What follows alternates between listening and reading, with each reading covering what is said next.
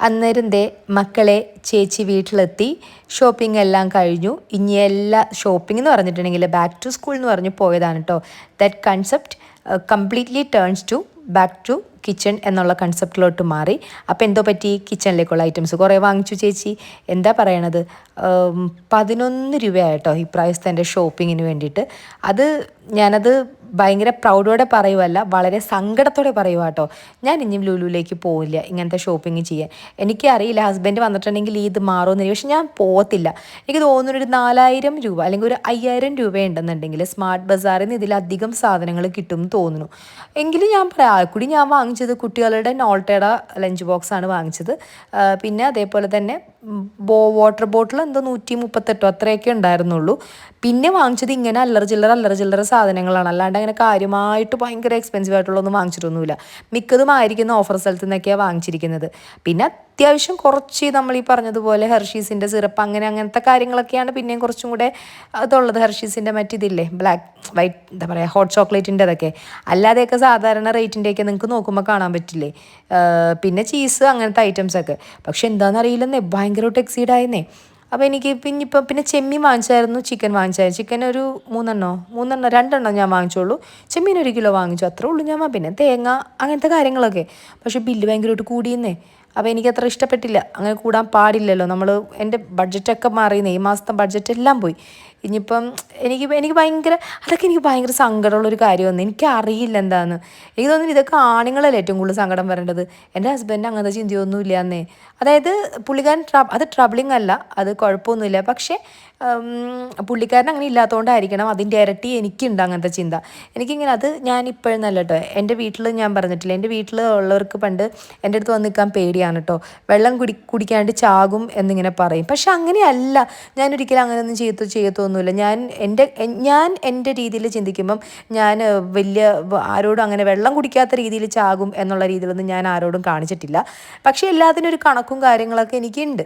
പക്ഷേ ആ കണക്കും കാര്യത്തിനൊക്കെ വിട്ടുപോയി ഇന്നിപ്പം. അതാണ് ഇന്നെന്നല്ല, ചില സമയത്ത് തന്നെ വിടുമ്പോൾ ഭയങ്കര ടെൻഷനാണ്. അത് ഹസ്ബൻഡിന് ഭയങ്കര ദേഷ്യമുള്ള കാര്യം. അതായത് ഹസ്ബൻഡ് അങ്ങനെ വാരി വലിച്ചൊന്നും ചിലവാക്കാനൊന്നും പറയത്തൊന്നുമില്ല എന്നോട്. എന്നിരുന്നാലും പുള്ളിക്കിങ്ങനെ നമ്മളിങ്ങനെ പദം പറഞ്ഞുകൊണ്ടിരിക്കണമെന്ന് പറയും. ഇപ്പോൾ ഒരു കാര്യം, ഇപ്പം ഇത്രയും ബില്ല് എനിക്കാണെങ്കിൽ, ഞാനിപ്പോൾ ഒരു സൂപ്പർ മാർക്കറ്റിൽ പോകുമ്പം എൻ്റെ മനസ്സിലുണ്ടാവും ഇത്രത്തിൽ കൂടുതലാവാൻ പാടില്ല എന്ന്. പക്ഷെ അതിൽ കൂടുതലായി കഴിയുമ്പോണ്ടല്ലോ എനിക്ക് ഒരുമാതിരി, എനിക്ക് എന്തോ ഒരു നഷ്ടബോധമോ എന്തൊക്കെയോ ഫീലിംഗ് ഒക്കെ വരും. പക്ഷേ ഇതൊന്നും അല്ല എൻ്റെ പ്രശ്നം. ഇന്നത്തെ യഥാർത്ഥ പ്രശ്നം എനിക്ക് ഇങ്ങനെ പോയിട്ടുണ്ടെങ്കിൽ എന്നെ ഈ ഇടത്തല പഞ്ചായത്തുകാർ ഒരു അസുഖ രോഗിയാക്കും എന്ന് എനിക്ക് തോന്നുന്നു. അതിൻ്റെ കാരണം എന്ന് പറഞ്ഞിട്ടുണ്ടെങ്കിൽ ഉണ്ടല്ലോ, എൻ്റെ മക്കളെ ഇവിടെ നിന്ന് പ്ലാസ്റ്റിക് വേസ്റ്റ് ഉണ്ടല്ലോ, കഴിഞ്ഞ ഏപ്രിൽ 5-ാം തീയതി വന്നിട്ട് കളക്ട് ചെയ്തതാണ്. പിന്നെ ഇവർ വന്നിട്ടില്ല എന്ന് വേണം പറയാൻ. അത് എന്താ സംഭവിച്ചിരിക്കണമെന്ന് എനിക്ക് അറിയത്തില്ല. ഞാനിവിടെ വന്നിട്ട് 2.5 years ആയി. 2.5 വർഷത്തിലധികമായി ഞാനിവിടെ വന്നിട്ട്. ആ 2.5 വർഷത്തിലധികമായിട്ട് ഒരു പ്രാവശ്യത്തിലൊഴികെ എനിക്ക് ഒരു രീതിയിലും ഒരു ബാഡായിട്ടുള്ള എക്സ്പീരിയൻസ് നമ്മളുടെ പഞ്ചായത്തിൽ മറ്റേ പ്ലാസ്റ്റിക് വേസ്റ്റ് എടുക്കാൻ വരുന്ന ആളുകളിൽ നിന്ന് ഉണ്ടായിട്ടില്ല. എല്ലാ കൈൻഡ് ഓഫ് വേസ്റ്റ് അവരെടുക്കും, ഒരു സെഗ്രിഗേഷനും ഇല്ല. അവരെല്ലാം എടുത്തിട്ട് പോവും. പിന്നെ സാനിറ്ററി നാപ്കിൻ എടുക്കേണ്ട നമുക്ക് കത്തിക്കാനുള്ള ഇൻസിനറേറ്റർ ഉണ്ടല്ലോ, അത് എടുക്കേണ്ടത് അവർ എല്ലാ പഞ്ചായത്തിലും എടുക്കാറില്ലെന്നാണ് തോന്നുന്നത്. പോട്ടെ. പക്ഷെ വേറെ എല്ലാം എടുക്കും. ഇതിപ്പം ഈ കഴിഞ്ഞ മാസങ്ങളിൽ വേറെ ഒന്നും എനിക്ക് തോന്നുന്നു, ഇവിടെ ചില അപ്പച്ചന്മാരുണ്ട്. അതായത് ഞാനത് പ്രായത്തിനെ ബഹുമാനിക്കാണ്ട് പറയുമല്ല, അപ്പച്ചന്മാരെന്നല്ല, ചിലവർക്ക് ജോലിയൊന്നും ഇല്ലാണ്ട് ഇങ്ങനെ വെറുതെ മറ്റുള്ളവരുടെ കാര്യം ചൊറിയാൻ വേണ്ടിയിട്ട് നിൽക്കുന്ന കുറേ ആൾക്കാരുണ്ട്. ഇങ്ങനെ നാട്ടക്കും ഒരു പണിയില്ല. അപ്പുറത്തെ വീട്ടിൽ ആര് വരുന്നു, ആര് പോകുന്നു, എന്ത് ചെയ്യുന്നു, അവരെന്ത് കഴിക്കുന്നു, എന്ത് ഉടുക്കുന്നു എന്ന് നോക്കി നിൽക്കുന്ന കുറേ നാട്ടുകാരുണ്ട്. നാട്ടുകാരെന്ന് പറഞ്ഞാൽ വില്ലയിൽ താമസിക്കുന്ന ഈ ചിലവരുണ്ടല്ലോ, ഇങ്ങനെ വെറുതെ എന്താ പറയുക, ഒന്നുമില്ല അവർക്ക് ചെയ്യാൻ, പക്ഷേ അവർക്ക് ഒരുപാട് ചിന്തിക്കാനുണ്ട് മറ്റുള്ളവരെ പറ്റി. അപ്പോൾ ഈ ചേച്ചിമാരുടെ നെഞ്ചത്തെന്തോ കുതിര കയറാൻ പോയി എന്നാണ് എനിക്ക് തോന്നുന്നത്. എനിക്ക് ചെറിയൊരു ഹിൻ്റ് അത് കിട്ടിയിട്ടുണ്ടായിരുന്നു. അപ്പോൾ അതുകൊണ്ടിട്ട് വിടുന്ന ചേച്ചിമാർ ചിലപ്പം ഈ ഏരിയയിൽ നിന്ന് എടുക്കാത്തതാവാനും ചാൻസ് ഉണ്ട്. എന്താന്ന് നോക്കണേ, മര്യാദക്ക് ജോലി ചെയ്തുകൊണ്ടിരിക്കുന്ന ചേച്ചിമാരായിരുന്നു.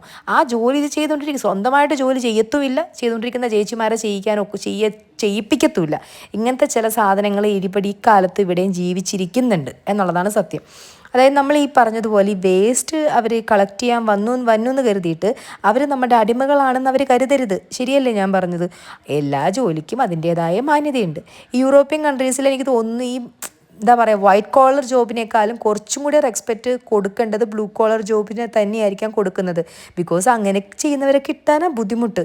അപ്പം ഇതുപോലെ തന്നെ കണ്ടില്ലേ, അവർ ഒരു മാസം വന്നില്ലെങ്കിൽ പണിക്കുറ്റം കഴിഞ്ഞു, എന്തോ ചെയ്യാനാ, അവിടെ കൂടിക്കിടക്കും. ഇപ്പം നമുക്ക് ഇൻസിൻറേറ്റർ എന്ന് പറഞ്ഞിട്ടുള്ളൊരു സംഭവം ഉണ്ടെങ്കിൽ തന്നെയും എത്ര വന്നാലും നമുക്കൊരു പരിധിയില്ലേ. ഇപ്പം എനിക്കെന്നൊക്കെ പറയാൻ 24 hours അത് പൊങ്ങച്ചം പറയുമല്ല, നമുക്ക് തികയുന്നില്ല, പല പല കാര്യങ്ങളുണ്ട്. അപ്പം അത് കത്തിക്കാനാണോ നേരം? ഈ ഡീസൽ ഒഴിച്ച് മുകളിൽ ചെന്ന് കത്തിച്ചുകൊണ്ടിരിക്കാനാണോ നേരം? കത്തിക്കാം, 1 2 3 ദിവസം നമുക്ക് കത്തിക്കാം. പക്ഷെ ഇതിപ്പോൾ ത്രൂ ഔട്ട് നമുക്ക് എല്ലാ ദിവസവും നിന്ന് കത്തിക്കാൻ പറ്റുമോ? അപ്പോൾ അവർ വന്നില്ല എന്നുണ്ടെങ്കിൽ പണി തീർന്നോ നമ്മളുടെ? അത് ഈ പറഞ്ഞ മനുഷ്യർക്ക് മനസ്സിലാവണ്ടേ. എനിക്കിതിനെപ്പറ്റി ഉറപ്പില്ല, ധാരണയില്ല, എന്താണെന്ന് എനിക്കറിയത്തില്ല. ഒരു കുഴപ്പമില്ലാണ്ട് പോയതാണ്. ഒരാൾ ചൊറിയാൻ ചെന്നിട്ട് അത് പിന്നെയാണ് ഇങ്ങനത്തെ ഒരു സംഭവം ഉണ്ടായിരിക്കുന്നത്. അപ്പം ഞാൻ പറയുന്നത് പറഞ്ഞാൽ ഈ ചേച്ചിമാരെ കുറച്ച് നയത്തിന് നിർത്തുക. നയത്തിന് നിർത്തണ്ട, അവരാ ചെയ്യുന്ന ജോലിക്ക് നമുക്ക് മാന്യത കൊടുത്തേ പറ്റൂ. വേസ്റ്റ് കളക്ട് ചെയ്യണമെന്ന് കരുതിയിട്ട് അവരൊരിക്കലും, എൻ്റെ ഒരു അഭിപ്രായത്തിൽ ഒരിക്കലും അവർ നമ്മുടെ അടിമകളൊന്നുമല്ല. അവർ വേണം, അവരൊരു ഇമ്പോർട്ടൻറ്റ് ഒരു എന്താ പറയുക ഒരു ഫാക്ടർ തന്നെയാണ്.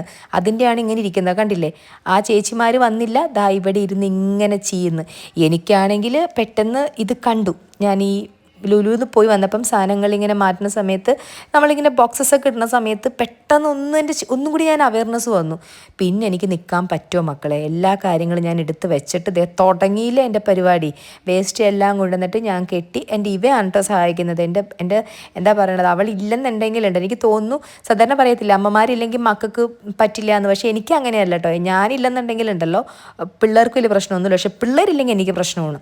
കാരണം അവൾ ഒരാൾ സഹായിച്ചത് കൊണ്ടിട്ട് മാത്രമാണ് ഇതെല്ലാം കൊണ്ടുവന്നേ ഇങ്ങനെ ഞങ്ങൾ കെട്ടിവെച്ചു പുറത്ത് കൊണ്ടുവന്നിട്ട്.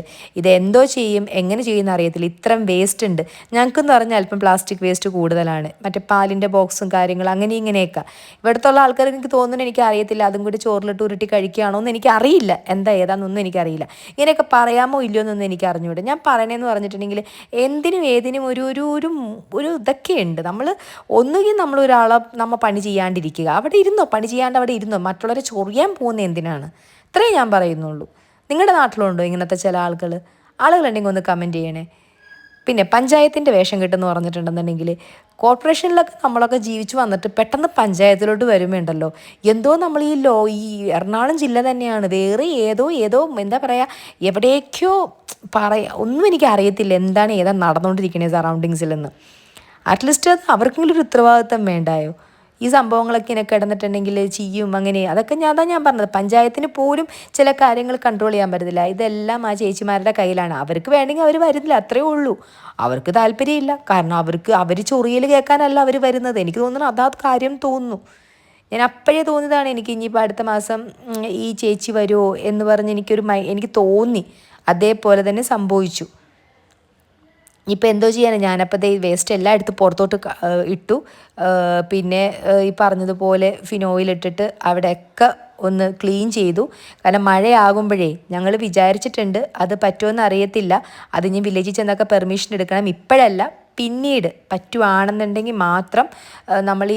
നമ്മളിത് വർക്ക് ഏരിയ എക്സ്റ്റെൻഡ് ചെയ്ത് എടുത്തതാണല്ലോ, കുറച്ച് ഷീറ്റ് ഇട്ടിട്ട്. ഇവിടെ കോൺക്രീറ്റ് ചെയ്യാൻ പറ്റില്ലല്ലോ, കാരണം നമ്മൾ വാങ്ങിച്ചതായിരുന്നു ഇത്. അപ്പോൾ അത് കോൺക്രീറ്റ് ചെയ്തിട്ട് എടുക്കാമെന്ന് കരുതിയിട്ടുണ്ട്. അത് പിന്നീട് നമ്മൾ പെർമിഷനൊക്കെ ചോദിച്ചിട്ട് കിട്ടുവാണെങ്കിൽ, അപ്പോൾ ഈ വെള്ളത്തിൻ്റെ പ്രശ്നമൊന്നും വരത്തില്ലല്ലോ. മഴ പെയ്യുമ്പോൾ ചാറ്റിൽ കയറും, കാര്യമായിട്ട് വെള്ളമല്ല, ചാറ്റിൽ പോലെ കയറും. അതാണ് ആ വേസ്റ്റൊക്കെ ചേർന്ന് നല്ല കാനത്തിൽ മഴ അടിച്ചു വീണു. നല്ല മഴയല്ലേ ഇപ്പം, അതാണ് ആ വേസ്റ്റിലൊക്കെ വീണത്. അപ്പം അങ്ങനെ വല്ലതും പറ്റുമെന്നുണ്ടെങ്കിൽ അങ്ങനെ ചെയ്യാമെന്ന് സാം പറഞ്ഞു. കോൺക്രീറ്റ് ചെയ്ത് അങ്ങ് കെട്ടാമെന്ന് പറഞ്ഞു. അപ്പോൾ പിന്നെ തലവേദന ഉണ്ടാവത്തില്ലല്ലോ. ഇതൊക്കെ ഞാനിപ്പോൾ കഴുകിയ വെള്ളമാണ് കേട്ടോ, ഇത് കഴുകിയ വെള്ളമാണ്. ഇപ്പം എൻ്റെ പ്രശ്നം ഇതാണിപ്പം, എൻ്റെ OCD കാര്യമായിട്ട് പൊങ്ങിയിട്ടുണ്ടെന്നുണ്ടെങ്കിൽ ഞാൻ ഇവിടെ നിന്ന് എവിടെയെങ്കിലും ഓടിപ്പോവും. എനിക്ക് പറ്റുന്നില്ല കാണാൻ, എന്തൊരു അവസ്ഥയാണെന്ന് നോക്കി. OCD ഇല്ലാത്തവർക്ക് പോലും ഭ്രാന്ത് കയറും. അപ്പം OCD ഉണ്ടോ ഇല്ലയോ എന്ന് പോലും അറിയാതെ OCD ആണോ എന്ന് സംശയിച്ച് നിൽക്കുന്ന എനിക്കിപ്പോൾ തോന്നുന്നു എനിക്ക് വലിയ കുഴപ്പമൊന്നുമില്ലെന്നാണ് തോന്നുന്നത്. കാരണം OCD ഉള്ളൊരു പേഴ്സൺ ആണെന്നുണ്ടെങ്കിൽ ഇതൊക്കെ കണ്ട് നിൽക്കാൻ പറ്റുമോ? നിങ്ങൾക്ക് തന്നെ മനസ്സിലാവുന്നില്ല. എനിക്കല്ലാണ്ട് നട്ടപ്രാന്തില്ല ഇതിങ്ങനെ വെറുതെ ഇരുന്ന് ക്ലീൻ ചെയ്തുകൊണ്ടിരിക്കാൻ. ഇങ്ങനെ കാണുമ്പോൾ ആരാ ക്ലീൻ ചെയ്യാതിരിക്കുന്നത്? അപ്പം ഞാനപ്പോൾ ഫിനോയിലൊക്കെ ഒഴിച്ച് കഴുകി ആ ബ്ലേഡ് കൊണ്ടൊക്കെ തുടച്ചു. ഇനിയിപ്പം മഴ പെയ്തുകൊണ്ടിരിക്കുന്നുണ്ട്, ഇപ്പോഴും മഴച്ചാറ്റിലുണ്ട്, രാത്രി എങ്ങനെ ആവുമെന്ന് അറിയില്ല. അപ്പം മൊത്തം അവിടെ അങ്ങോട്ട് ക്ലീൻ ചെയ്യാമെന്ന് കരുതി, അല്ലാണ്ട് വേറെ രക്ഷയില്ലല്ലോ. അപ്പം അത്രയേ ഉള്ളൂ ഇന്നത്തെ വ്ളോഗ്. ബൈ.